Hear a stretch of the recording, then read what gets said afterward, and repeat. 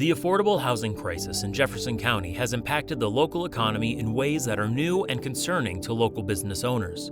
As housing costs have escalated, whether it's home prices or rental costs, wages haven't kept pace. The situation leaves employees struggling to find housing and business owners grappling with ways to increase wages and yet remain competitive in the market. Lisa Stephen, founder and executive director of Hope House, a nonprofit that supports teenage mothers, said she has employees who commute long distances, have multiple roommates, or even rent single rooms. The housing market has impacted our operations significantly. We definitely have seen an impact in hiring and retention due to the struggle to find housing that our employees can afford. Hope House, which employs 50 people, fundraises all of their dollars.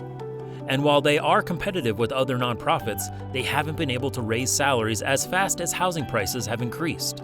That mismatch is troubling and all too common, says Jansen Tidmore, President and CEO of Jefferson County Economic Development Corporation. Housing has become a significant factor in how Jeffco approaches economic development.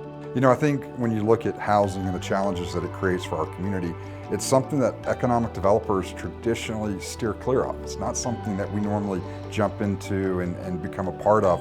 But the depth and severity of the workforce issues that the lack of affordable housing in Jeffco has created has changed that approach and the conversations he has with business owners who either want to relocate to Jeffco or already are based there.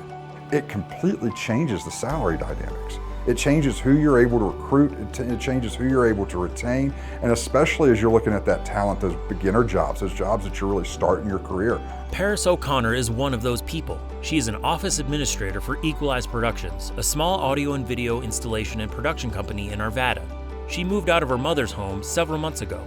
So I am currently living with 2 other roommates. They are a married couple.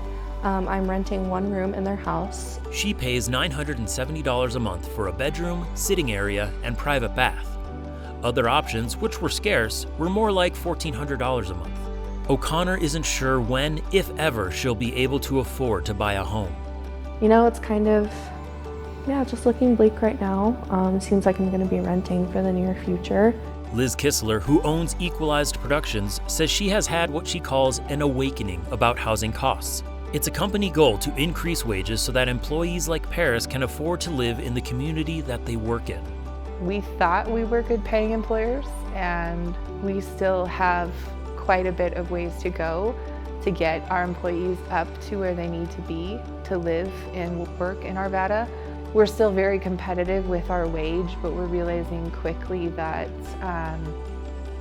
people want to work where they live and they want to live where they work, and no business owner wants to be the guy that's not paying their employees enough to live. Kissler, who has become active in the Arvada Chamber of Commerce's affordable housing efforts, says she believes the answer is investment by business owners, local governments, and the state. Affordable housing is possible, but it's going to take a concerted effort to make it happen.